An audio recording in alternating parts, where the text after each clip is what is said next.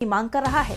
सवाल जवाब का दौर भी जारी है और इसी कड़ी में लोकसभा में नेता प्रतिपक्ष राहुल गांधी ने संसद में जातिगत गणना पर कुछ सवाल उठाए और जिसके जवाब चौंकाने वाले रहे, जिसे लेकर कांग्रेस नेता ने केंद्र की मोदी सरकार के खिलाफ मोर्चा खोल दिया है। तो क्या कुछ कहा राहुल गांधी ने, जानेंगे इस रिपोर्ट में। लोकसभा में नेता प्रतिपक्ष राहुल गांधी ने केंद्र सरकार पर निशाना साधा है। राहुल ने संसद में जाति जनगणना को लेकर सवाल किया था और जो जवाब सरकार ने दिया है उसे कांग्रेस नेता ने देश के साथ विश्वासघात बताया है। राहुल ने सोशल मीडिया प्लेटफॉर्म एक्स पर जातिगत जनगणना के सवालों पर संसद से मिले जवाब की कॉपी शेयर करते हुए लिखा, संसद में मैंने सरकार से जाति जनगणना पर सवाल पूछा, उनका जवाब चौंकाने वाला है। न ठोस रूपरेखा, न समयबद्ध योजना, न संसद में चर्चा और न ही जनता से संवाद। दूसरे राज्यों की सफल जाति जनगणनाओं की रणनीति से सीखने की कोई इच्छा भी नहीं।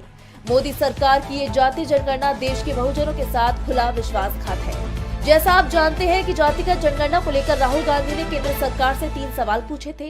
पहला सवाल हर 10 साल में होने वाली जनगणना की समय सीमा और तैयारी को लेकर था। दूसरा सवाल था कि क्या सरकार का जनगणना के सवालों का प्रारूप प्रकाशित करने और इन सवालों पर जनता या जनप्रतिनिधियों से इनपुट लेने का कोई प्रस्ताव है। उन्होंने तीसरा सवाल पूछा था कि क्या सरकार अलग अलग राज्यों में किए गए जाति सर्वेक्षण समेत पिछले अनुभवों पर विचार कर रही है और यदि हाँ तो उससे संबंधित ब्यौरा क्या है। राहुल गांधी के इन सवालों के जवाब में सरकार की तरफ से कहा गया कि आबादी की गणना फरवरी 2027 में की जाएगी, जिसकी संदर्भ तिथि 1 मार्च 2027 की मध्य रात्रि होगी। सिवाय केंद्र शासित प्रदेश लद्दाख और केंद्र शासित प्रदेश जम्मू कश्मीर तथा हिमाचल प्रदेश और उत्तराखंड के बर्फ से ढके दुर्गम इलाकों को छोड़कर जहां ये गणना सितंबर 2026 में की जाएगी, जिसकी संदर्भ तिथि 1 अक्टूबर 2026 की मध्य रात्रि होगी।